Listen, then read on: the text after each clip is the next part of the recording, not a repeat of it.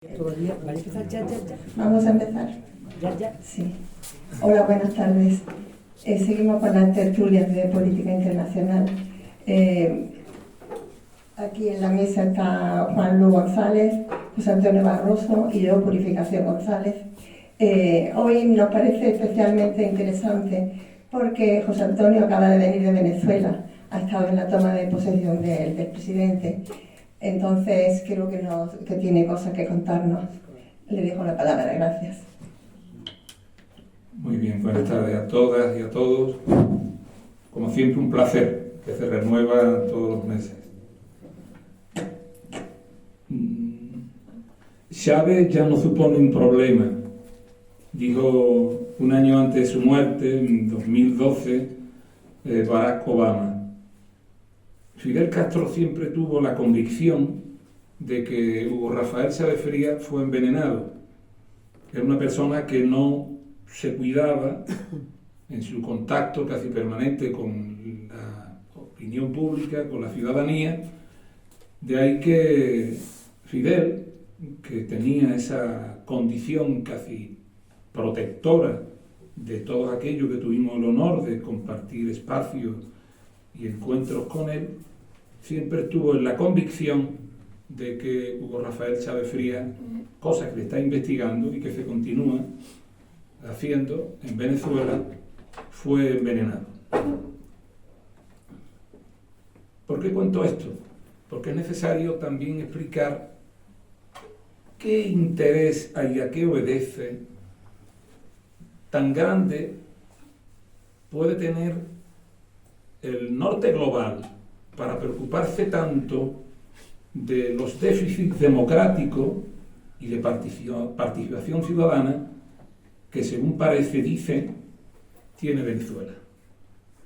Habría que preguntárselo, máxime, cuando quien lidera esa diatriba permanente, bueno, pues tiene hechos conocidos, tales como el asalto hace 4 años al Capitolio, ¿verdad?, por parte de las huestes de Trump, o la forma en que se dirime unas elecciones generales presidenciales en los Estados Unidos cuando compitieron, es un decir, por el poder, por la presidencia, Al Gore por los demócratas y George W. Bush por los republicanos.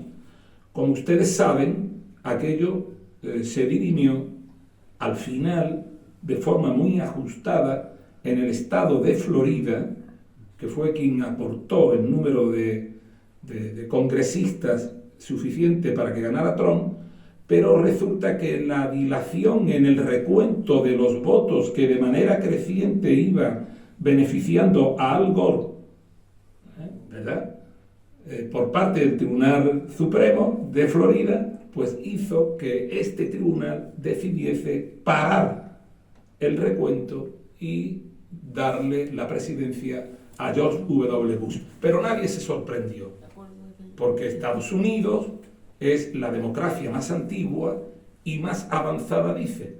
Bueno, todo el mundo sabe, por lo menos los que estamos convencidos de que otro mundo mejor es posible, que en los Estados Unidos, como aquí en España también, no nos vayamos tan lejos, el poder puede cambiar de cara, pero nunca cambia de manos, hasta que no se produzca una acción generalizada de la ciudadanía que haga que se incline la cerviz ante los derechos sociales de todos y de todas, y no ante las grandes corporaciones.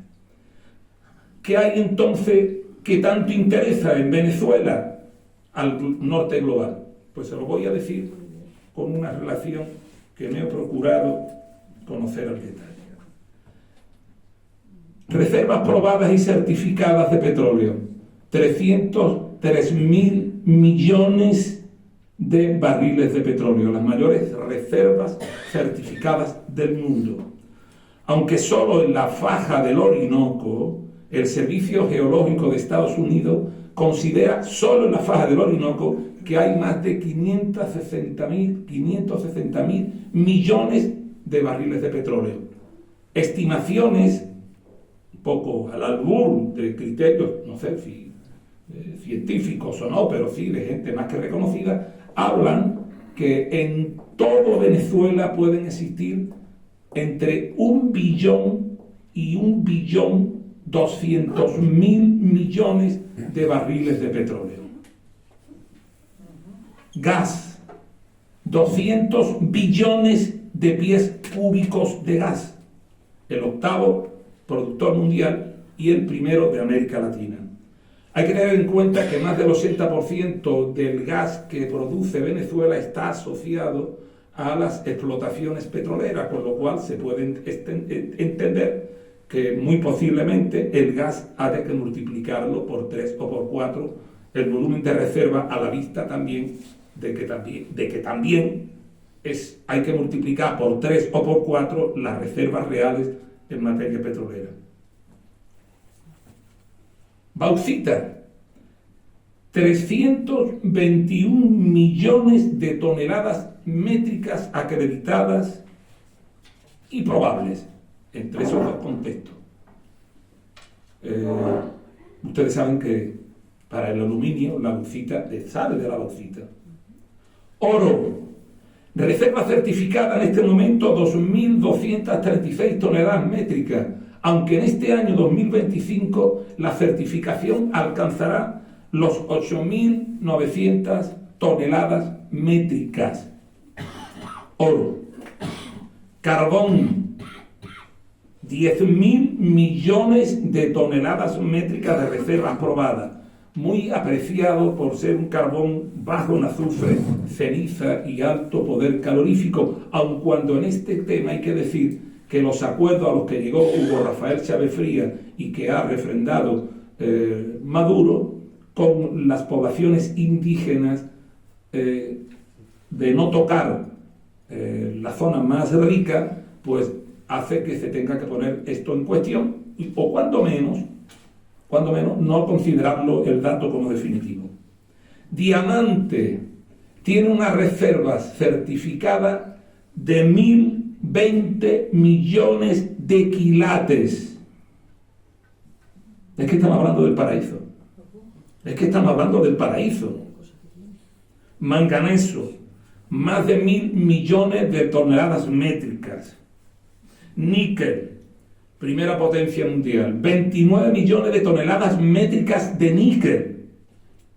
Hierro, 15.000 millones de toneladas métricas de muy alta calidad. ¿Qué otras reservas? ¿Qué otros yacimientos? Mercurio, plomo, plata, bario, calcio, caolín, caliza, pirita, talco, zinc, cianita, dolomita, titanio, tungsteno, magnesio y materiales radiactivos, cobre y más de 35.000 millones de toneladas de coltán, el oro azul. Coltán. Ya tienen ustedes ahí la razón de tanto interés.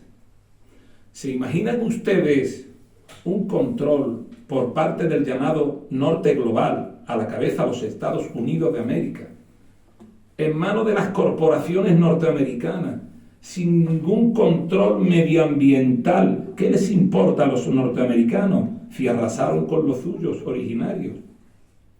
Las comunidades amazónicas, las comunidades indígenas venezolanas, ¿qué puede entender que sirva eso de contención por parte de la voracidad de las grandes corporaciones? Vamos entonces, una vez que hemos comprobado cuál es el interés, ¿cómo ha sido el proceso?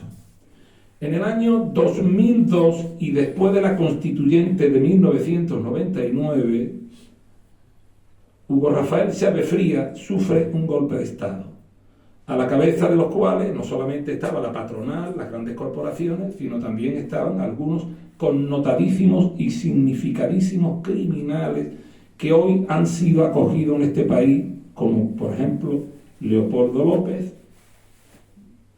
que estuvo al frente, entre otros, de la parte civil del intento de golpe de Estado, y el muy connotado criminal Antonio Ledesma, que en aquel momento era En aquel momento era gobernador del distrito Ciudad de Caracas y corresponsable, porque estaba al frente de la Policía Metropolitana caraqueña, de los más de 3.000 hombres, mujeres y niños que murieron como consecuencia del Caracazo, reacción popular que se produjo cuando Carlos Andrés Pérez, presidente proimperialista, socialdemócrata de Acción Democrática, íntimo amigo de Felipe González Márquez, Carlos Andrés Pérez, ¿verdad?, pues quiso imponer el famoso paquete neoliberal a Venezuela que elaboró el Fondo Monetario Internacional. Esos dos connotadísimos asesinos forman parte, asilados, de la dirección política de lo que se llama la diáspora, una diáspora sin duda venezolana, y que trataremos por todos los medios de explicar. Bien, el origen de la diáspora. El origen de la diáspora no empieza, sin embargo, en 2002. El origen de la diáspora empieza a partir del año 2014. En el año 2002, cuando fracasa el golpe de Estado contra Chávez, a renglón seguido Chávez, en vez de represaliar, bajo mi punto de vista fue un error, ¿verdad?, a aquellos que habían liderado la insurrección criminal aquella, lo que hizo fue una política de mano tendida, con el crucifijo en la mano. Se dirigió a los insurgentes, por llamarlo de alguna manera, a los sediciosos. ¿Por qué? Porque Chávez es cristiano. Chávez es cristiano.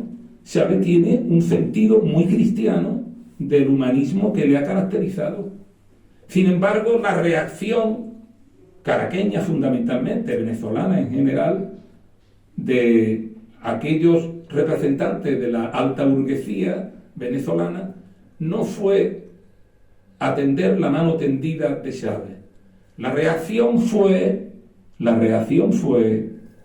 el paro petrolero del año 2013. Esa fue la reacción. Un paro petrolero criminal, inducido y liderado y protagonizado por los Estados Unidos de América, siempre entre bambalinas, pero siempre como actor principal de los conflictos que asolan a América Latina.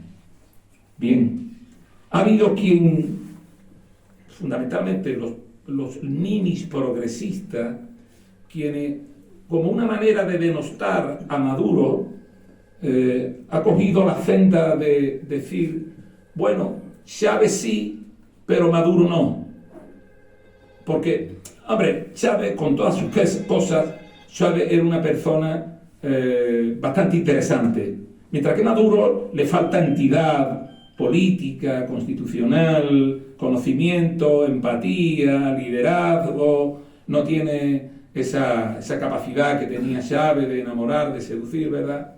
Bueno, pues hay que decir en honor a Maduro que cuando Chávez empieza con sus políticas de reparto de la renta petrolera, es desde el año 2003 al año 2013. Por eso he hecho hincapié en que la diáspora empieza en el año 2014. Entre 2003 y 2013 el petróleo estaba a más de $100 el barril. A partir del 2013, 2014, 2015, un acuerdo de los Estados Unidos que está más que acreditado, que ustedes pueden comprobar en internet, ¿verdad?, por el cual se desploma el precio del barril de petróleo a $27 el barril, que ahora explicaré, fue de la mano o llevó de la mano el resto de medidas que aplicaron contra Venezuela. Chávez comete, sin embargo, errores a los ojos del imperio. Por ejemplo, en el año 2007, porque la renta petrolera dio para eso, cancela todas sus deudas con el Fondo Monetario Internacional y el Banco Mundial, y los pone en la puñetera calle a ambos, y les dice que ya no van más a extorsionar ni a explotar más a Venezuela y sus rentas. Porque, como bien sabemos, así la calificó Fidel Castro, la deuda externa en los países, pequeños países del tercer mundo o del mundo emergente, se había convertido en eterna y pagaba 2, 3, 4 veces. Chávez dice que fuera el Fondo Monetario Internacional, fuera el Banco Mundial, y cancela con la renta petrolera las deudas que aún tenía. Chávez en ese sentido fue un visionario. Sabía que los pueblos no pueden obtener su soberanía ni alimentaria, ni financiera, ni económica, ¿verdad?, de la mano del Fondo Monetario Internacional y del Banco Mundial. Por cierto, como ustedes bien saben, siempre hay un europeo en uno o europea de presidente, norteamericano o norteamericana en otro, para seguir controlando como instrumento muy plausible, ¿verdad?, del sistema de dominación fundamentalmente a los países del tercer mundo. Pues bien, en el año 2014 cae el precio del petróleo de esa manera. ¿Por qué? Porque en el año 2013, cuando muere Chávez, a principios del año 2013, sorprendentemente Maduro gana las elecciones del 14 de abril de 2013 y las gana. Y todo el mundo, hasta la Fundación Carter, dijo que la había ganado en buena lid, menos los norteamericanos. Y claro está, la Unión Europea. Y claro está, el gobierno de España, que es la punta de lanza de la agresión permanente a Venezuela en Europa. Y Maduro se convierte en un proscrito a partir de ese momento. Y se le empiezan a aplicar a los venezolanos, no a Maduro, a los venezolanos, todo tipo de medidas para tratar de hundir el país. Entre otras, intervenirle activos por un valor de $630.000. Entre otras, retenerle 31 toneladas de oro depositada en el Banco de Inglaterra, sencillamente porque Inglaterra, al igual que España, había reconocido a un payaso que se había autoproclamado en una plaza pública, la democracia parlamentaria europea y norteamericana, presidente del gobierno venezolano, Juan Guaidó. Y en consecuencia se retuvo todos esos activos porque o disponía de ellos Juan Guaidó o no disponía nadie. Aún siguen retenidas. Como retenidos están los $5.000 millones que le correspondía reparto y subvención por determinadas componentes financieras del Fondo Monetario Internacional a los países del tercer mundo o en vía de desarrollo para combatir los efectos del COVID. Aún están todavía retenidos en el Fondo Monetario Internacional, que le pertenecen a Venezuela. Bajó de 100 a 27, 630.000 millones, y cayó la entrada de divisa como consecuencia del desplome del petróleo un 99%, un 99%, y permanentemente acosado, acuciado por una insurrección criminal liderada, entre otros, por Leopoldo López. Por cierto, hijo de otro Leopoldo López, en este caso Gil, que funge como eurodiputado, no sé si todavía lo es, del Partido Popular, ¿verdad? Bien, dice que ya no lo es. Bueno, ¿qué es lo que pasa? Se desploma la economía, continúan con las sanciones y empieza la diáspora. La diáspora que tiene una característica clasista muy acusada. Lo que se puede considerar la alta burguesía, que se localiza no solamente en el barrio de Salamanca, sino también en Miami, esa evidentemente se vio muy afectada por las medidas que se acometieron para tratar de superar la crisis. Pero fundamentalmente la razón principal es porque veía que no había manera de deponer a Maduro, que a pesar de todo, y fundamentalmente por una razón que podríamos comentar si ustedes lo desean, porque la visión de Hugo Rafael Chávez Frías entendió que o una de dos, o ampliaba, así aparece en la Constituyente de 1999, la capacidad de participación ciudadana en la toma de decisiones del gobierno, o el país no iba a poder salir adelante, y menos con un gobierno como el que representaba Hugo Rafael Chávez Frías. De ahí vienen los consejos comunales que existen en Venezuela. La participación ciudadana, ya quisiera cualquier país del norte global acercarse mínimamente. Son los consejos comunales, esos que fundamentalmente están localizados en las favelas, los ranchitos, esos, lo que han propiciado que Maduro se mantenga en el poder legítimamente. ¿Bien? ¿Cómo? Comuna o nada. Comuna o nada fue una frase que quedó como un mantra para toda la vida de Hugo Rafael Echeverría. Comuna o nada, eso es el sostén de la revolución bolivariana en este momento, que es, insisto, de corte, si ustedes quieran, en este momento socialdemócrata y cristiana, porque sin duda la construcción del socialismo se ha paralizado en las circunstancias actuales en Venezuela, como está paralizada la construcción del socialismo en Cuba. ¿O qué nos creemos? ¿Cómo sobrellevar la crisis tan tremenda a la que tienen sometidos los países del norte global, si no es precisamente haciendo recortes y tomando medidas que en ocasiones pueden parecer no son precisamente de corte socialista o izquierdista? Comuna o nada. Por cierto, hablando de la participación, en 2004, Hugo Rafael Chávez Frías se somete al referéndum por el cual se le pudiera deponer. Correcto. Porque hay un artículo, que es el artículo 72 de la Constitución venezolana, les invito a leerlo, por el cual, con un determinado porcentaje que no sube del 20%, o sea, que no baja del 20%, quiero decir, se puede solicitar un revocatorio a mitad de la legislatura. ¿Por qué no lo hace Pedro Sánchez, tan demócrata? ¿Por qué no lo hace Donald Trump o Biden? ¿Por qué no va Macron? ¿Por qué no Schulz? ¿Por qué la voluntad de ser revocado o no depende de la población, sino de la propia voluntad de convocar o no elecciones anticipadas el presidente o primer ministro en cuestión? En la Venezuela dictatorial, como la llaman algunos, el país Dixit, el mundo Dixit, hay una cosa que se llama artículo 72 de la Constituyente de 1999, referéndum revocatorio, por el cual se somete un número determinado, no el 50%, sino el 100%, simplemente con un 20%. Se somete a la voluntad de la población el presidente. Y si no tiene la mayoría necesaria, Chávez alcanzó el 60% de noes a la revocación, se va a su casa. A ver, Felipe González, tú tan docto, probo y directo como eres en la defensa de la democracia, tú que hablas del infierno venezolano, a ver, Felipe González, dime si en tu época o en esta de tu conmilitón Pedro Sánchez existe el referéndum revocatorio en nuestro país.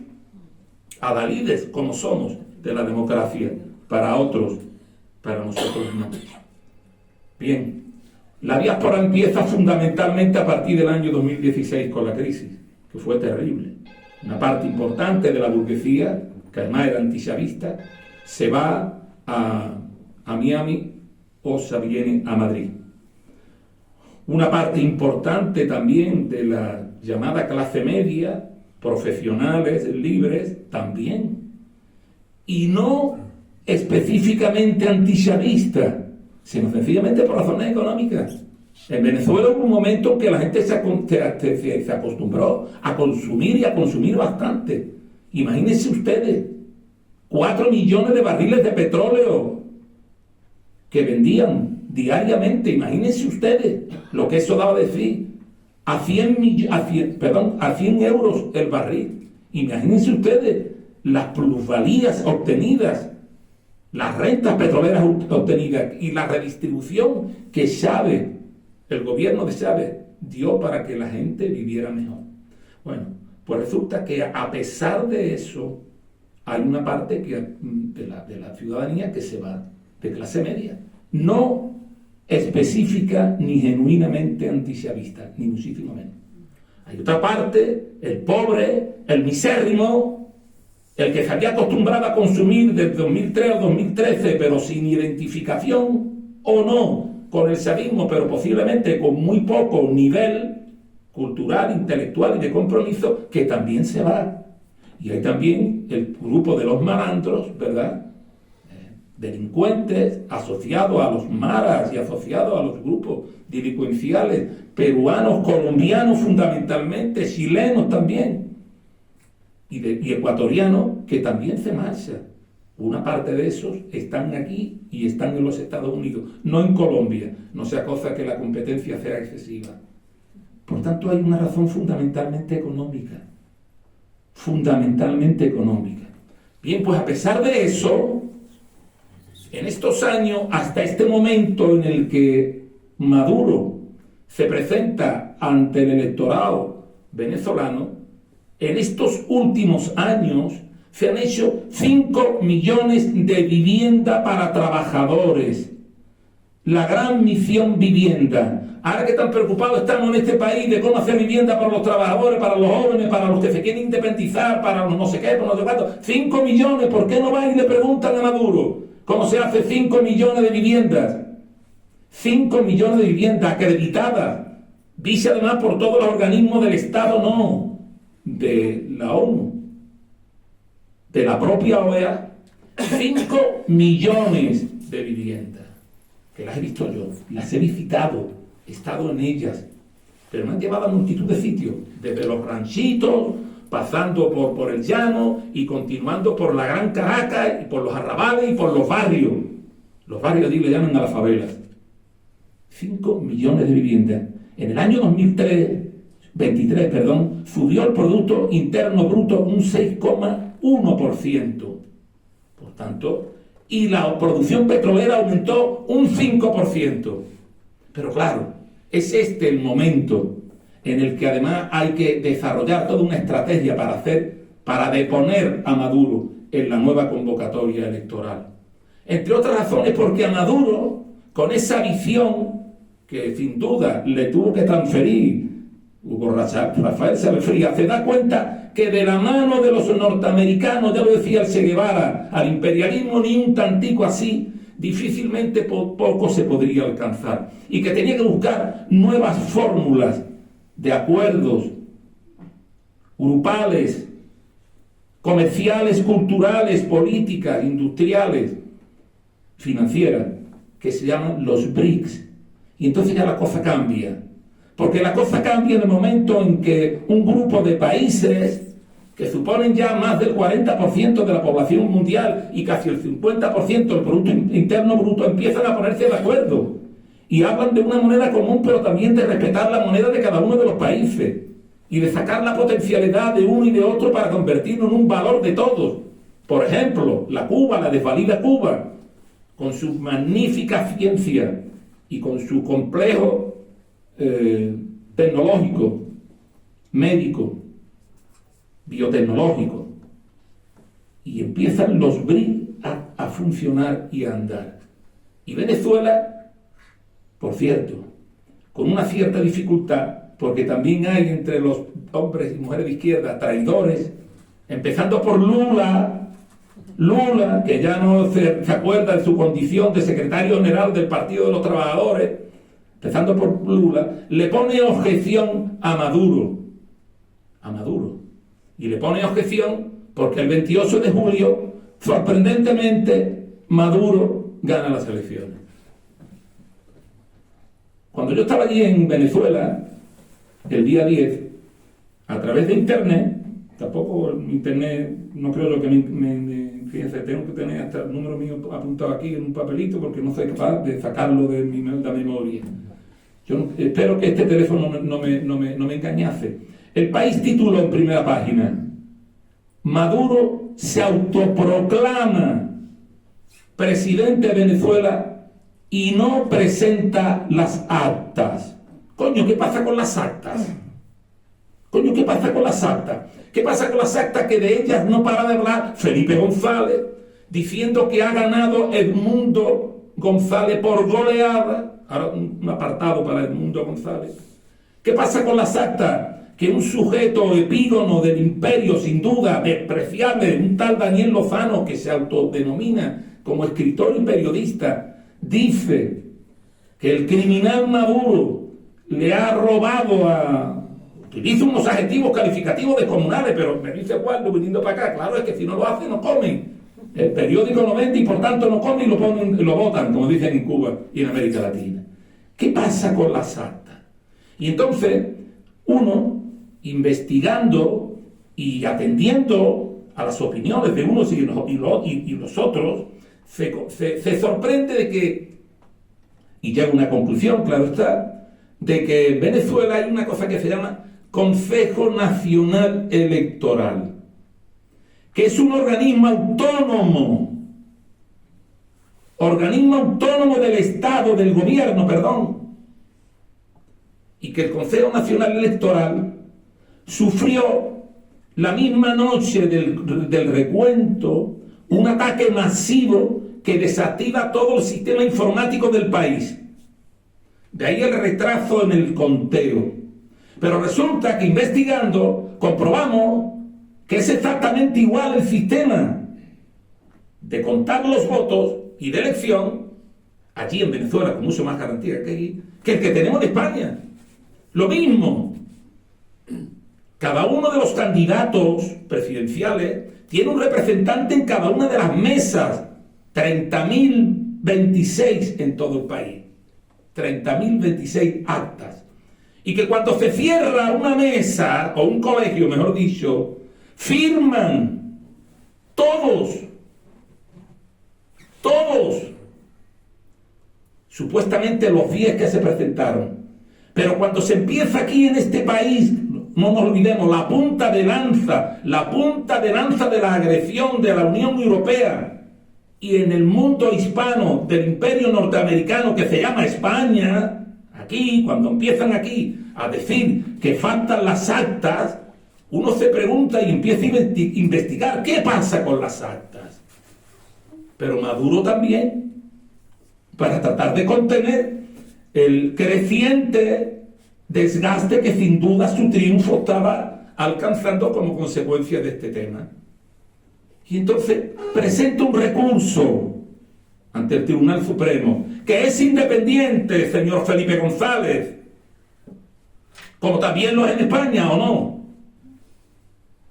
¿O no? Como también lo es en los Estados Unidos, ¿no? ¿O no? Pues el Tribunal Supremo atiende el recurso de Maduro y reclama a todos los candidatos presidenciales a que presenten las actas que tienen en sus manos. Y de los 10 candidatos, 9, incluyendo Maduro, se presentan al Tribunal Supremo y presentan las 30.026 actas firmadas. ¿Por cuánto? ¿Por los 10 candidatos? No, por 9. ¿Quién falta? Edmundo González. El que dice tener las actas que le dan el triunfo por un 70-30%.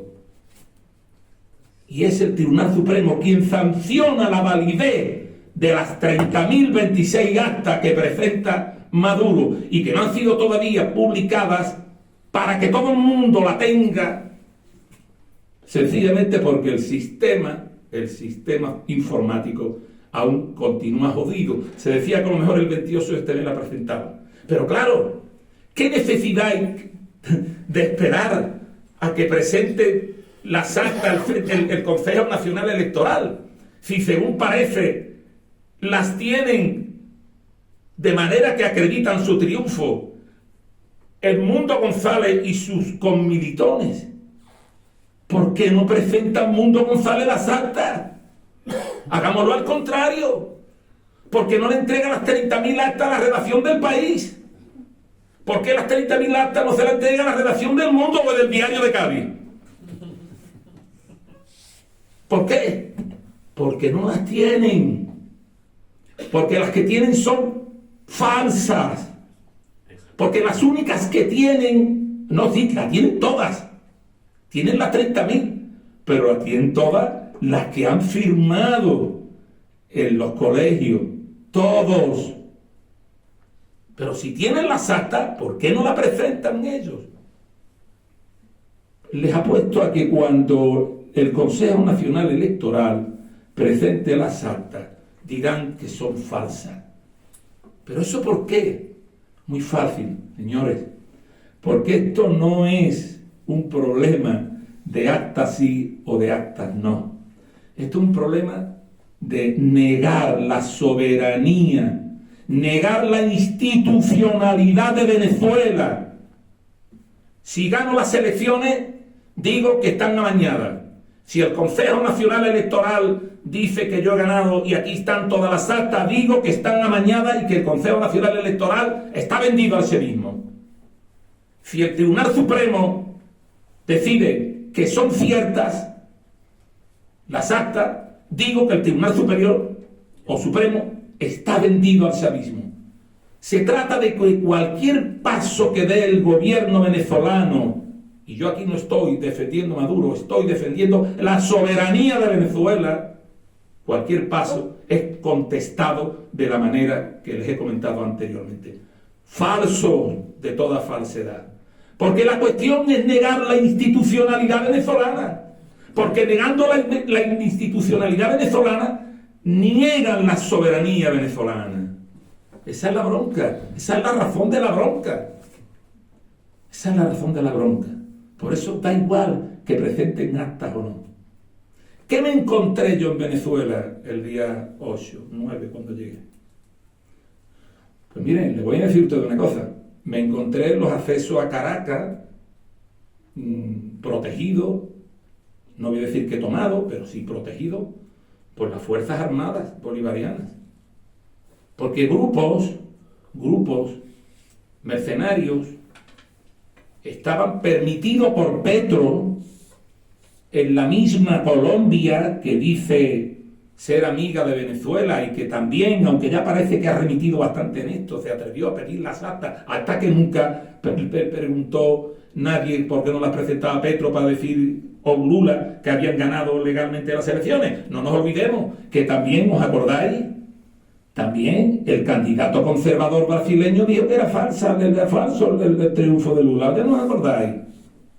¿O qué ocurre? Que los progres de este país solamente atienden a los recursos, ya sean de palabra o por escrito, que los progres presentan, pero no aquellos que no lo son, como en el caso del candidato ultraderechista brasilero, porque también dijo que eran falsas las actas de Lula, pero todo en tropel salieron a defender a Lula, porque Lula es de los nuestros, o sea, de aquellos que participan del orden institucional administrado por los Estados Unidos de América y por la Unión Europea, como muy cualificado peón del primero. Entonces, ¿qué ocurre? Se niega la institucionalidad, se niega la legitimidad soberana a Venezuela. Bien,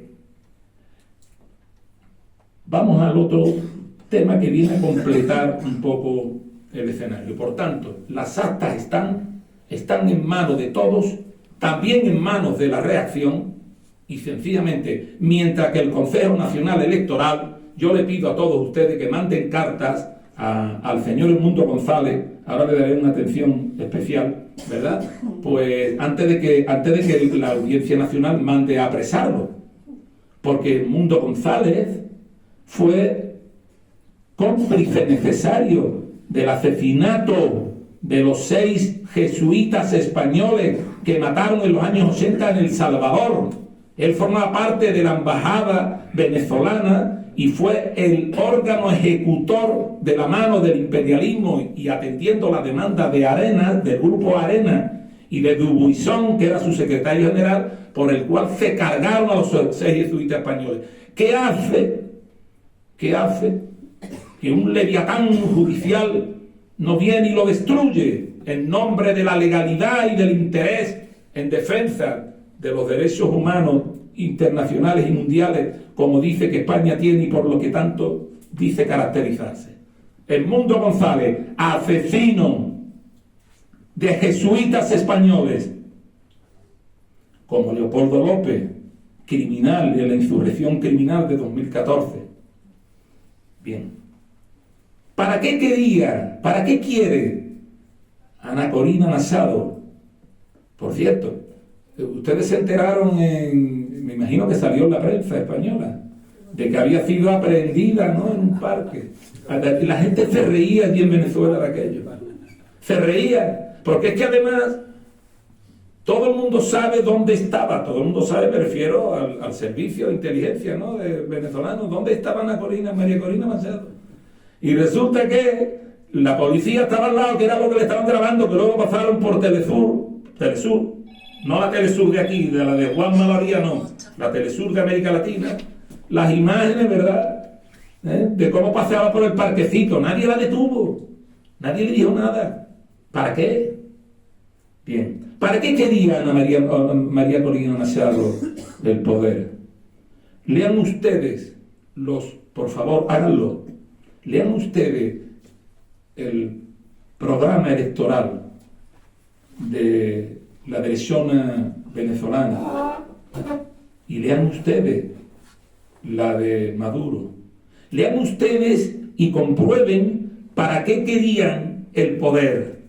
Pues para que todo esto que les he mencionado, privatizarlo. Leanlo ustedes, leanlo, compruébenlo.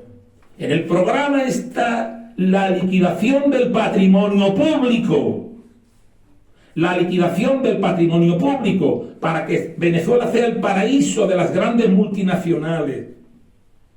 Pero no solamente privatizar los recursos públicos, mineralísticos, petroleros, energéticos, no.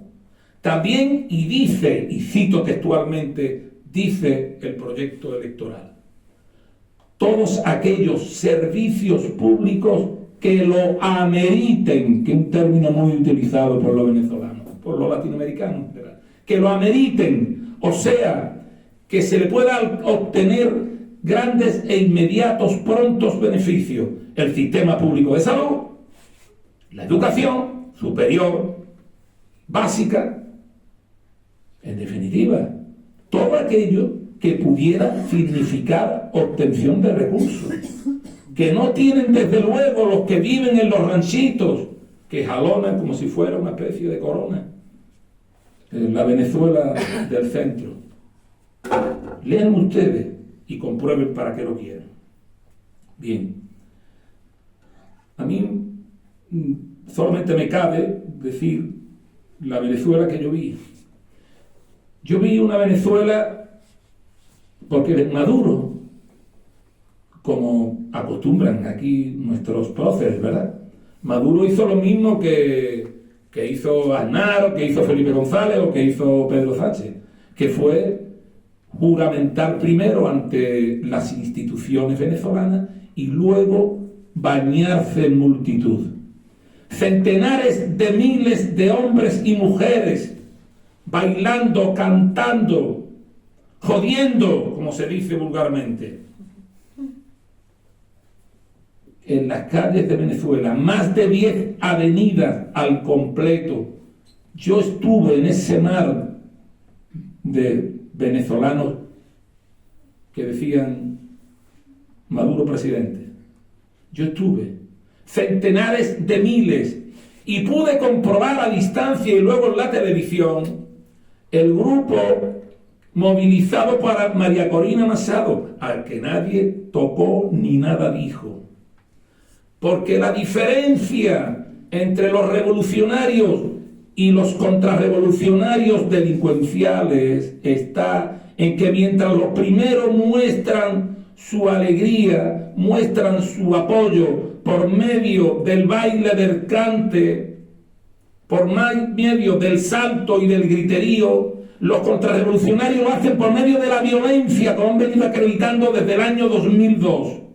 Esa es la diferencia. Porque es evidente que si alguien quiere bajar de los ranchitos para hacer algo, el policía es incapaz de detectar si es un venezolano bueno o un venezolano malo. Solamente eso se comprueba cuando se produce la diferencia latente. Mientras que uno, el que apoya al gobierno chavista de Maduro, baila, goza y dice que tiene confianza y esperanza en el futuro de su país. El violento lo que hace es poner bomba y matar, que es lo que han estado haciendo históricamente. Por tanto, esa fue la Venezuela que yo vi. La que vi el día 10 por la noche, cuando ya se habían disuelto. La que paseé por toda la zona de la Venezuela, de la Caracas, del centro, del distrito ciudad, y la que vi al día siguiente, día 11, cuando me paseé por entre los ranchitos y por entre las favelas, que es la Venezuela que quiere que la dejen en paz. Es la Venezuela que quiere participar a través de sus consejos comunales. Es la Venezuela que ha sabido, que empieza a saber distinguir qué es lo que le provee uno y qué le provee otro. Y es la Venezuela que tiene la esperanza de que cuando se recupere la economía, que lo va a hacer, de la mano de todo esto, y sobre todo de la mano de los acuerdos internacionales que va a propiciar el BRIC, tiene la esperanza de que los que se fueron por razones económicas vuelvan. Y yo auguro que lo harán en tropel. No, como decía un antiguo alcalde de Cádiz, vendrán cantando los chavales a ocupar los puestos de trabajo que vamos a crear por el puente, cantando sirigotas y contando cuplés. No. Van a venir por las condiciones que, sin duda, un país que es un paraíso va a crear para que puedan hacerlo. Insisto, pondrán pronto quien tiene que hacerlo, no Maduro. Maduro no tiene que hacerlo. Maduro sus actas, de las que ha firmado los otros 8 candidatos, las puso a disposición del Tribunal Supremo. Cuando esté restablecido el sistema informático, será el Consejo Nacional Electoral, pero tampoco servirá, porque dirán que están falseadas, porque no es un problema de actas, es un problema de poder. En Venezuela el poder no solo ha cambiado de cara, sino también de manos, y eso es lo que nos soporta. Muchas gracias.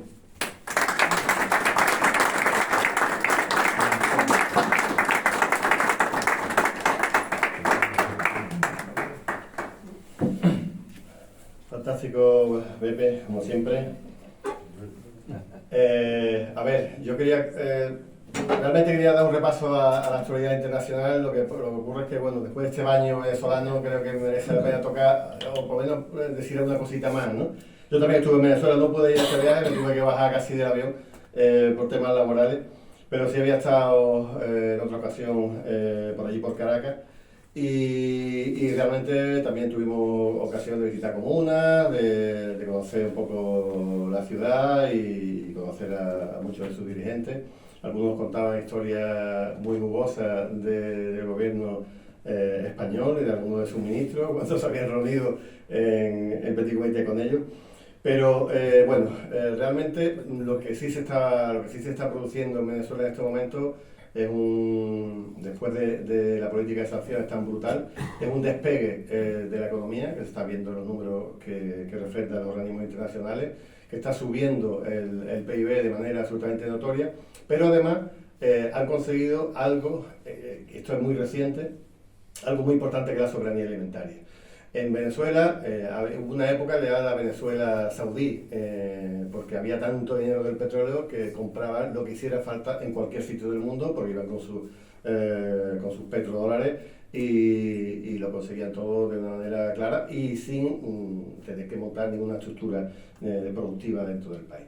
En el momento en que los ingresos del petróleo se reducen más de un 90%, que es lo que prácticamente se queda, casi menos del 10%, pues ya no pueden importar nada. Además le hacen algunos países como los países exportadores de temas alimentarios, como Argentina, por ejemplo, le cierra totalmente las puertas, incluso aunque tuvieran dinero ni siquiera le mandaban o querían comerciar con ellos por temas evidentemente políticos, y se queda con el país absolutamente con déficit alimentario muy potente. A pesar de todo eso, la FAO reconoce que la pobreza extrema y severa o la falta de alimentación, yo digo, es el primer país de América Latina de los que tenía reconocido un nivel de pobreza y un déficit alimentario potente. A pesar de todo, salva esa situación. Bueno, pues en este momento Venezuela se ha puesto manos a la obra, la gente ha empezado a producir, ha empezado a plantar, ha empezado a crear granjas, y ahora mismo existe algo tan importante como la soberanía alimentaria. Yo estuve allí hace 3 años y realmente estuvimos una semana pues comiendo arroz, el pollo si lo veíamos era algo absolutamente extraño, y comiendo arroz y frijoles todo el tiempo, ¿no? Estábamos en un hotel Meliá de los antiguos, y absolutamente, bueno, medio abandonado, tal como lo dejaron. Y ahí comíamos lo que comía evidentemente todo el mundo, ¿no? Y realmente la comida era bastante exigua, cosa que ya no sucede, ¿no? De lo que ha dicho Pepe, un par de cosas. De la diáspora venezolana en nuestro país es absolutamente curioso. Nos hemos convertido en otra Busanera, nos hemos convertido en otra Miami. Y había un portal, no recuerdo ahora mismo, lo escribí hace tiempo en un artículo, si era Tecnocasa o Idealista, uno de los dos. Habían hecho un estudio de quién había comprado las casas de más de 1 millón de euros en Madrid. Y era el 50 y tanto por ciento, 53, 54% lo había comprado gente de Venezuela. O sea que esa es la migración, la diáspora venezolana en España, y esas son la gente que las Ayuso y compañía están recibiendo con los brazos abiertos, y eso, digo, son gente terrorista, gente que tenía que estar buscada por crímenes de lesa humanidad. Por el saqueo de los recursos públicos. Y evidentemente por el saqueo de recursos públicos. Pero ahí tenemos a Edmundo González, ¿no? Participando en montajes de Escuadrón de la Muerte en América Central, y que lo presenta ahora como un viejito adorable, que pobre, que no quería, que no sé qué. Edmundo González se va diciendo que pasa de la política, firma un papel, dice que le habían coaccionado y tal, estaba tomándose copas, celebrando que se iba, que se venía para España, haría su retiro dorado. Y poco a poco la han ido obligando, porque yo digo, este hombre quería retirarse, y la han ido obligando a presentarse. Yo creo que, bueno, estuvo dando vueltas allí por alrededor de Venezuela, a ver si podía entrar. Mentira, no iba a entrar por los puentes o por la selva colombiana. Y bueno, pues queda doña María Corina Machado, que era la que movía los hilos de esa candidatura, es la que se encarga un poco de mantener viva esa llama del golpe de Estado. ¿Cómo se monta un golpe de Estado? Es muy fácil. Es absolutamente fácil. Tú coges y manipulas a 4 o 5 encuestas. A las encuestadoras globales, ya sabéis, la que opera prácticamente todo el mundo, sabéis los nombres, empiezan a hacer encuestas, van a ganar por un 80, por un 90, por un 80, no sé cuánto, y después, cuando se va a votar, evidentemente las encuestas son absolutamente falsas, y entonces, es que ha sido un pucherazo. No, mire usted, el pucherazo ha sido las encuestas que habéis sacado antes, porque evidentemente las encuestas que se manejaban desde otras entidades, o bien nacionales o bien regionales, se decía que iba a ganar de nuevo Maduro, porque realmente hay, a pesar de los pesares, a pesar de las dificultades que las hay en Venezuela, a pesar de lo que del deterioro de la calidad de vida, la inmensa mayoría del pueblo venezolano está consumiendo. Y ahí está el plan vivienda, que lo ha comentado Pepe, la misión vivienda, perdón. Igual que otra serie de misiones de cultura, de juventud, etcétera, etcétera, que tienen el país absolutamente patas arriba. Y el tema de la democracia directa que han montado, que ahora mismo este año estaban haciendo experiencias de cómo distribuir el presupuesto de las administraciones públicas en función de la decisión de su propia ciudadanía, algo parecido a lo que se hacía en Puerto Real en su momento. Pero claro, con el poquito presupuesto que quedaba, ¿no? Es decir, pero el ayuntamiento a libre disposición para hacer inversión y cosas de estas, en estos momentos se está ensayando a nivel general en las comunidades venezolanas, se está explorando ese sistema de democracia directa que al fin y al cabo empodera a la ciudadanía, y que en cualquier momento que haya una afrenta o un intento de golpe de Estado de nuevo, pues son la gente que baja de los ranchitos, del cinturón caraqueño, etcétera, etcétera, y viene a defender a su pueblo, a su gobierno, porque hasta en los peores momentos, que había una especie de vamos a llamarle cartilla de almacenamiento, ¿no? Que por menos de $1 te daban la comida necesaria, salvo alguna cosa, la comida necesaria que tú tenías que consumir durante un mes.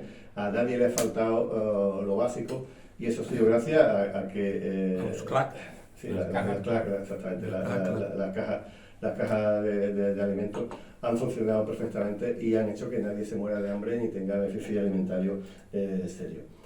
Bueno, con respecto a las actas, 2 segundos. En ningún país se presenta las actas. Estados Unidos no presenta acta, en España no se presentan acta, en ningún lado presentan acta. Ahora Venezuela sí tiene que mostrarla. Como sea.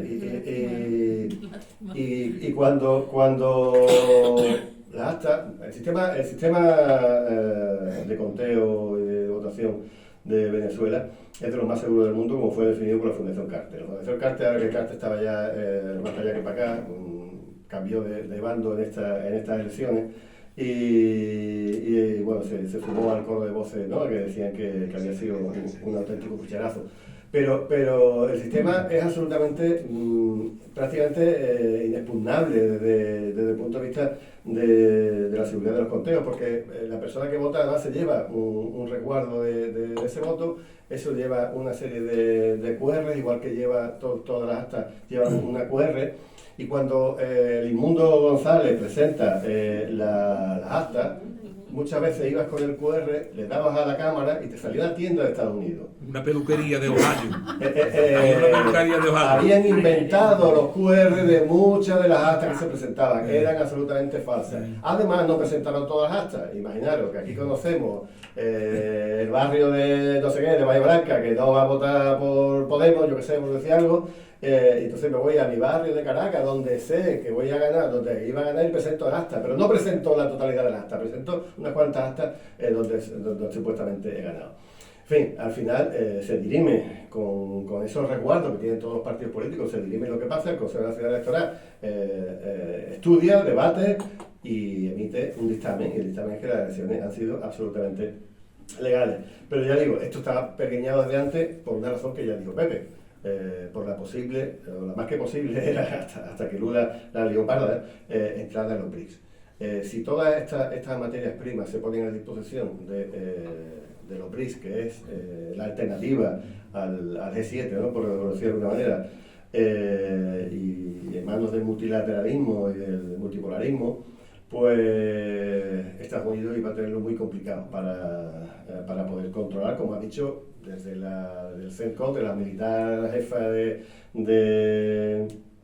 la Fuerza Armada Norteamericana para América Latina, diciendo que es que Venezuela es demasiado rica, es que nosotros necesitamos esas cosas y eso no son de los venezolanos, eso tenemos que participar de ellas, como ya dijeron de Rusia también, ¿no?, que era un país muy grande, que tenía mucha riqueza y que había muy poca gente. Entonces, bueno, pues eso de alguna manera nos teníamos que apropiar de ella. Eso lo ha dicho Trump, lo dijo Trump en su momento igual, ¿no? Ahora, o sea, es fundamental para la economía norteamericana, Groenlandia y Canadá, Estado 51. Es curioso, pero cuando... es bueno que gobierne de vez en cuando alguien como Trump, no por aquello de cuanto peor mejor, sino porque se desnuda un poco el imperio norteamericano, se desnuda la forma de hacer política de Estados Unidos, porque otra gente, bueno, a lo mejor Biden o Kamala, pues lo diría con la boca pequeña, se escondería un poco, pero no, Trump lo dice a las claras, ¿no? Necesito la riqueza de Groenlandia porque son para mí. Necesito la de Venezuela porque sí, la de Rusia igual porque es demasiado rico y es un país muy grande. Hay que partirlo en cachos y me voy a quedar con unos cuantos cachos de eso, ¿no?, que es lo que están haciendo. Eso es lo que está haciendo, lo que va a hacer Trump en estos momentos. Y fijaros, yo quería hablaros, lo escribí el otro día en un artículo, lo podéis leer en mi página, Los Birros y Verdes, sobre la censura, ¿no? Fijaros la que se ha montado en este país y en medio occidente con la decisión del señor Mark Zuckerberg de que va a eliminar la censura en Facebook. Vale. Entonces, en principio dice la censura es algo malo, pero las fake news también son malas. Entonces, bueno, utilizamos las fake news o lo que son fake news para hablar para poder censurar a lo que no nos gusta. Mira, yo soy usuario de Facebook casi desde el inicio. Y he sufrido la censura de Facebook de manera absolutamente muy clara. Me han borrado muchos vídeos, bueno, Puri, que ni que decir, tiene, que está acribillada continuamente. Bueno, pues Facebook, cuando he seguido el tema de la censura de Facebook, porque me ha tocado en mi carne, bueno, pues resulta que es que de pronto, después de muchas denuncias, muchas gente reconocen que hay un algoritmo, una cosa matemática que yo no he hecho, no sé qué, que curiosamente denuncia, borra, baja para que no se vean, invisibiliza a las páginas de izquierda. Entonces, Zuckerberg, sí, solo los de izquierda. El Zuckerberg lo reconoce, lo dice a las claras, pero dice, pero yo no sé cómo ha salido ese algoritmo. Alguien le habrá puesto una fórmula mal. Pero es que era la página de izquierda.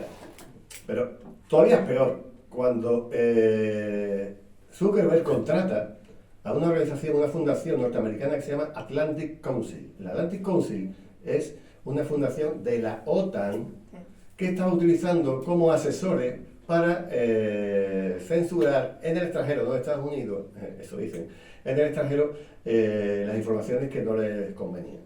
O sea, contrato. Podéis ver, prácticamente en Estados Unidos hay una cosa buena que es que prácticamente todo es transparente. Y Facebook se convirtió, después del gobierno británico, en el primer financiador externo del Atlantic Council, en el año 23 creo que fue. Bueno, pues, joder, es que quien decide que una información que yo escribo sobre Libia me la borren, son unos tipos de la OTAN. Y entonces, señores, ¿a qué estamos jugando? ¿No? Y de pronto nos dicen que nos van a quitar esa censura y empiezan a tirarse, a rasgarse la vestidura, que la extrema derecha, que no sé qué.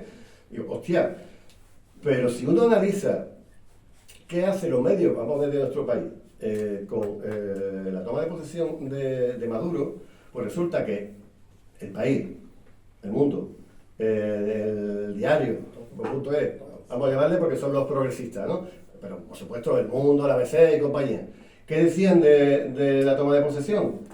Pues que la María Corina había sido detenida, tiroteada, había metido en la cárcel. Máxima audiencia tiroteada. ¿Qué va? Hay que ver, ¿eh? Pero es que la ha reconocido ella. Vamos siempre a la defensiva. Vamos a la defensiva siempre. Es que la ha reconocido María Corina, la ha reconocido que no fui detenida, que bueno, que... Pero antes de casondea. Perdió el bolso, digo. Entonces, los medios de comunicación de nuestro país tomaban a María Corina y las 10 personas que había alrededor para que parecieran un gentío. Pero nunca abrían el plano para ver que no había ni 1000 personas alrededor de esos. Yo vi el grupo, claro, cerca. En un lado, cientos y cientos de miles de personas. En otro lado, muchos cientos de miles de personas bailando y cantando. En el otro lado, 1000 personas moscadas. Y resulta que los medios de comunicación de este país mienten a sabiendas de que estaban mintiendo, y eso no es una fake news. La fake news es decir que las actas están falseadas, que uno puede comprobar con el QR que van a lo que. Pero esto es una fake news, y por eso, joder, las fake news son la excusa para acabar con la verdad incómoda, vamos a llamarla así. Y sin embargo, quien de verdad propaga esa fake news no dejan de ser los medios oficiales que todo el mundo quiere. Incluso llevan a la locura de las páginas de fact-checker como la Ana Pastor, maldita. Tiene una página de comprobación de cosas que son verdad y cosas que no. Pero ahí mete lo que le da la gana. A ver, estas páginas están absolutamente financiadas por los fact-checkers, ¿no? Los chequeadores de la verdad. Y se han montado cuatro o cinco páginas, una de ellas Manuel Ferrera y Pastor, diciendo qué cosa es verdad y qué cosa es mentira. Sin embargo, ella entra, pues una información que damos de que Al Qaeda está gobernando en Siria, que lo hemos puesto los occidentales, y eso es mentira, pues no hay que tal. Y sin embargo, pues María Corina, por ejemplo, no va a decir nunca nada. Porque evidentemente no le conviene. No deja de ser una especie de continuidad de las mentiras informativas. Cuando decía este hombre del mundo que escribía y que apostillaba con esos adjetivos a Venezuela tan duro, venía contando en el coche un caso de una periodista conocida nuestra, que era experta en Oriente Medio. Cuando sale el golpe de Estado que le dan a Assad, no este, sino el primero en 2011, Vanessa Bailey se va para allá y empieza a hablar con la gente, empieza a ver lo que está pasando y dice, bueno, aquí no hay ni gente pidiendo democracia ni historia, aquí hay yihadistas que quieren tomar el país, ayudados por Al Qaeda, después por el Estado Islámico, etcétera, etcétera. Cuando esa mujer empieza ella escribía, pues trabajaba, hacía cosas para la BBC, para los medios británicos, y de pronto pues ella deja nadie le compra un artículo, la echan de su trabajo y llega un momento que dice, bueno, me voy a convertir en una periodista freelance. Y entonces, bueno, pues me voy a Alepo, voy a escribir cómo es la vida en Alepo cercada por los yihadistas, y llega un momento en que publica un artículo, o sea, lo tiene terminado y lo manda a los medios de comunicación. Dice, mira, he mandado este reportaje a 20 medios de comunicación, nadie me lo ha querido comprar, y quien me lo quiere comprar no me puede pagar más de 100 euros, cuando llevo no sé cuántos meses viviendo aquí. Ese es el periodismo que existe, y eso es lamentablemente con lo que nos tenemos que lidiar todos los días. Yo, de luego, prácticamente, Pepe sí se mortifica viendo televisión española, escucha la serie, esas cosas, pero yo, de luego, como decía ese presidente de Estados Unidos, cualquier persona está más informada si no toca los medios de comunicación que si lo toca, porque lo que hacen es desinformar más que informar. Y bueno, no sé, podríamos entrar a hablar que está sucediendo en Ucrania, o con Trump, en Palestina, etcétera, pero creo que no nos da mucho tiempo, y lo que podemos hacer, si queréis, en el pequeñito debate que podemos tener antes que nos echen, tocar el resto de informaciones del mundo. Simplemente deciros que Trump ha llegado al poder, ya se sabe, obviamente. Dijo que iba a parar la guerra en Ucrania en un día.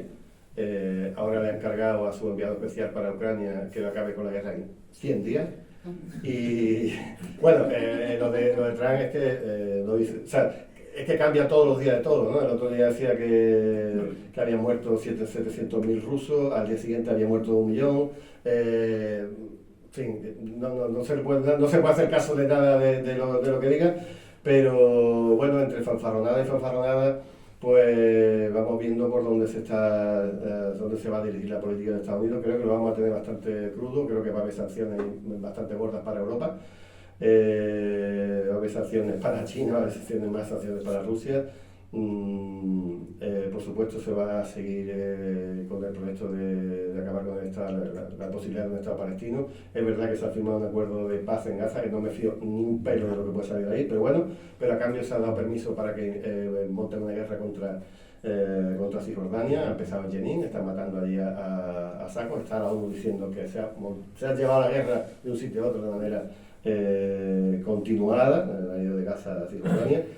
Y bueno, ojalá cambie algo, pero mucho me temo de que lo que se va a exacerbar la diferencia, se va a exacerbar la polarización del mundo, y bueno, que nos coja confesado, que Dios nos coja confesado, porque yo digo, se esperan 4 años bastante complejos si no hay manera de pararlo, ¿no? Yo creo que el Trump no es el mismo que la vez anterior. Antes tuvo una especie de resistencia dentro del propio Estado profundo para que no pudiera llevar adelante sus políticas. Se montó un grupo de altos funcionarios que se llama La Resistencia. Ya ha aprendido bastante, ya quiere descentralizar el Estado de manera que se lleve de Washington para romper esas camarillas, como él dice, y para organizar el país de otra manera, de manera que tenga mucho más libertad para hacerlo.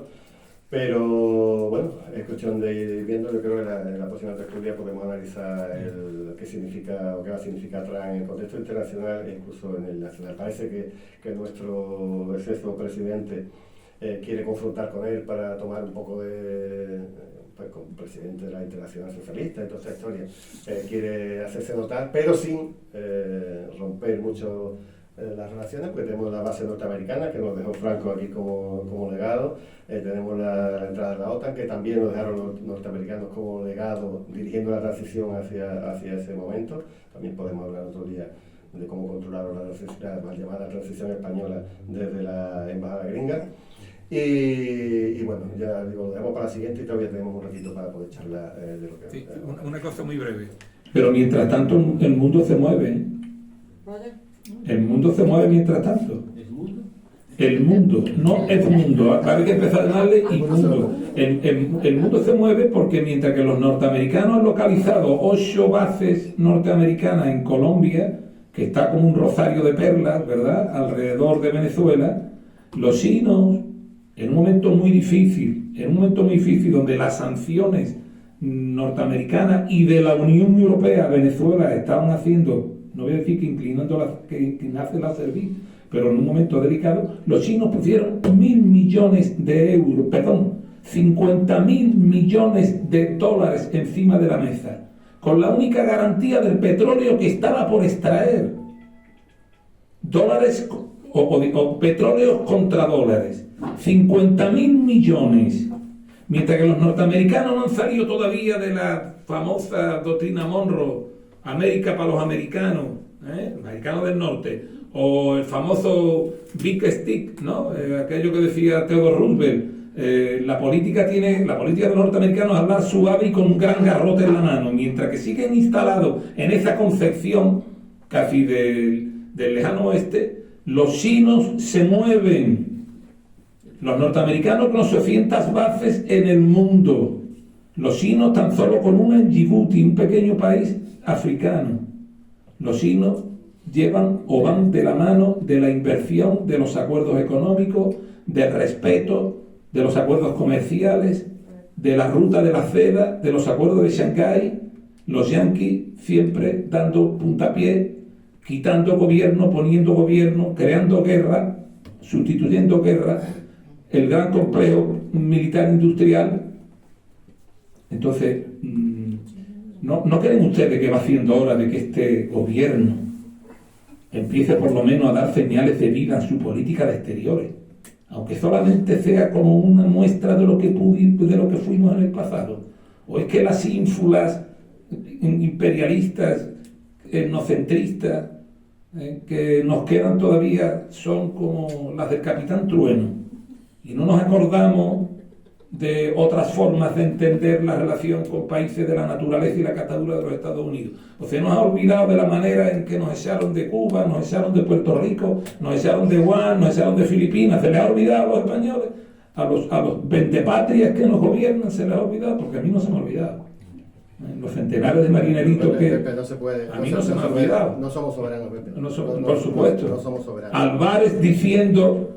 ¿Cómo puede decir ese pequeño canciller? No lo digo por la estatura, lo digo por su pequeñez intelectual y política. ¿Cómo puede decir que los socios naturales de los norteamericanos somos los españoles y los europeos? ¿Este muchacho ha leído a Mackinder? ¿No sería bueno que estudiase a Mackinder? Y que supiese que no estamos en un continente, sino que está en un continente llamado Europa, sino que estamos en un continente llamado Eurasia. ¿Alguien podrá decírselo de una puñetera vez a esta gente? Hombre, como un presidente de la Internacional Socialista que no solo le aplaude, no solo le da la mano, sino que lo atrae, le aplaude todo un congreso al señor Zelensky, cuyo... No, también le aplaudieron gente de Zumar, ¿eh? También, por supuesto. Y hasta de Podemos.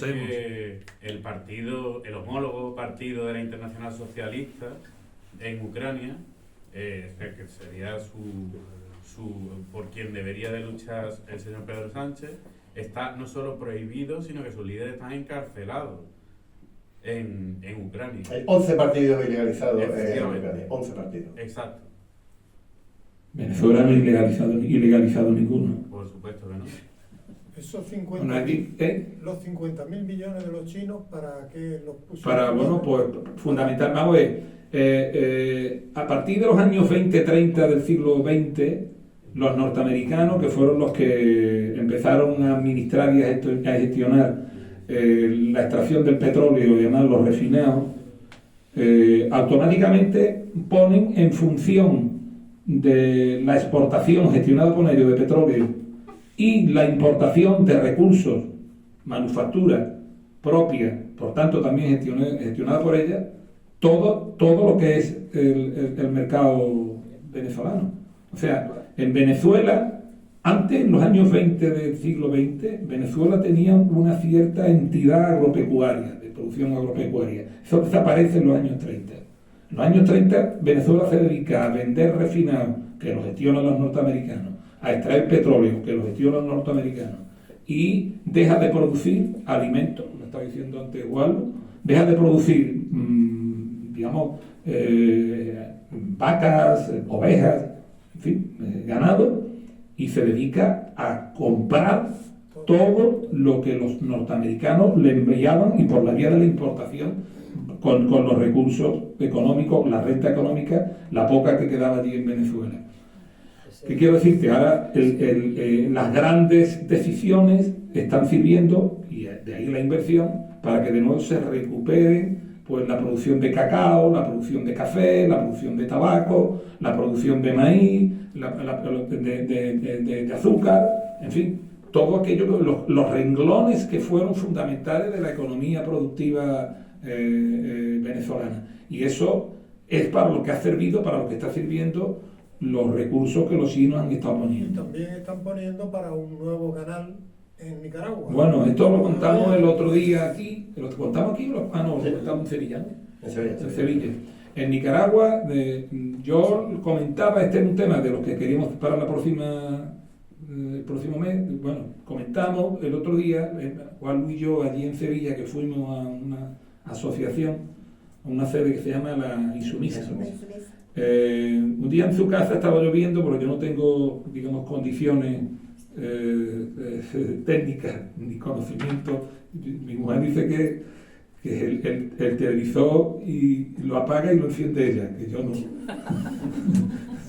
sea, no es broma, no es broma, no he querido hacer un chiste con esto, sino que es así, bueno, y tampoco cambiarlo de canal y eso. Entonces, el otro día, en noviembre del pasado año, a finales, comparecieron Daniel Ortega Saavedra y una delegación importantísima del gobierno chino, fundamentalmente empresarios y miembros del gobierno chino, empresarios importantes y miembros del gobierno chino. Antes de que se hablara de que se hiciera el canal en Panamá, se habló de que se hiciera en Nicaragua. Razones de naturaleza geoeconómica, que no política, por parte de aquellos que empezaron con el invento del canal de Panamá, hicieron que se desistiera de esa fórmula. El canal de Panamá tiene una dificultad, tiene dificultades importantes para ser ampliado.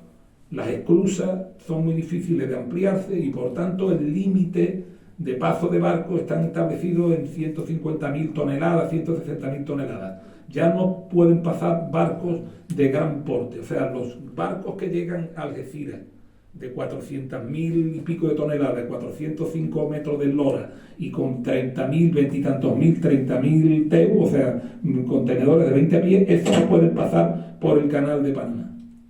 Por tanto, los chinos... Hay que tener en cuenta, perdón, que el canal de Panamá se acaba de recrecer. ¿De recrecer? Que es que ya no se puede más. Que empezó la obra, la han hecho empresas del Estado español, además con la garantía de si algo pasaba ese día, teníamos que pagarlo solidariamente todo el Y entonces hay otro problema, que es que tú tienes que poner los barcos en fila y hay muy poco espacio para maniobrar, ¿no? Entonces, una de las características de la geografía nicaragüense es la gran cantidad de lagos que tiene, de agua en definitiva, y por tanto la posibilidad de hacer un canal, en este caso de 405 kilómetros de largo, que va desde Bluefield. Nosotros, ¿te acuerdas, Juan? Nos hermanamos con Bluefield, el ayuntamiento de Puerto Real. Ahora no estamos hermanados ni siquiera con el barrio Arana, que es donde yo vivo, que no nos tienen en cuenta para nada. Bueno, pues Bluefield está en la zona del Pacífico, perdón, del Atlántico, está en la zona caribeña, y desde ahí hasta Puerto Corinto, que es un puerto estratégico del Pacífico, que ustedes recordarán también que en la época de los años 80, después del triunfo de la Revolución Sandinista, que fue en el año 79, pues fue dinamitado por la CIA. Luego el Tribunal de la Haya le dio la razón al Frente Sandinista de Liberación Nacional, pero los americanos no pagaron las indemnizaciones a las que se obligaba como consecuencia de la sentencia del Alto Tribunal Internacional. Bueno, pues desde ahí hasta Puerto Corinto va un canal descomunal que va a permitir no solamente el paso de portacontenedores de 400 y pico mil toneladas con 405 metros, 410 metros, 20 metros de eslora y 80 metros de manga, sino además va a permitir un gran espacio de, digamos, de espera a su paso por el canal. Ya ha empezado la obra. Ya ha empezado la obra. ¿Tú sabías esto que ya ha empezado la obra? Ya ha empezado la obra, me la confirmaron el otro día aquí en Caracas, por cierto, con servicios de seguridad rusos. Ya funcionan, ya los acuerdos de ese mundo preterido, de ese mundo que se olvidó, el que olvidó el norte global, ya funciona y está actuando. Y Venezuela es fundamental para ellos y ellos para Venezuela. y para Cuba, y ya terminamos. Y digo más todavía, pregunten ustedes, deberíamos de preguntar, ¿por qué cuando viene en febrero del pasado año Wang Yi, ministro de Exteriores chino, lo único que salió en la prensa fue que había venido para notificar que se había levantado ya las cauciones a la producción y consumo de vaca española allí, y que además iban a empezar a vender coches eléctricos chinos aquí? En realidad vino a hablar de las rutas de la seda, a plantear la posibilidad de dos grandes complejos logísticos portuarios, uno en Valencia y otro en la bahía de Algeciras, y su conexión a través de un túnel submarino con África, y Pedro Sánchez le dijo que no, porque llamaron del Departamento de Estado de los Estados Unidos de América, de Washington, a decirle que no. Díganlo ustedes, donde queráis, que nosotros damos fe de eso. Pregúntenle ustedes a los colectivos de sinólogos que hay aquí en España, que los hay, se lo dirán. Por cierto, estamos gobernados por traidores, no por cierto, Nicaragua va a ser el próximo objetivo de Estados Unidos y del imperio. Están haciéndolo como Bielorrusia lo va a hacer dentro de poco. Van a intentar, igual que en Georgia, montar otro golpe de Estado y otra revolución. Pero nada, venceremos. Venceremos.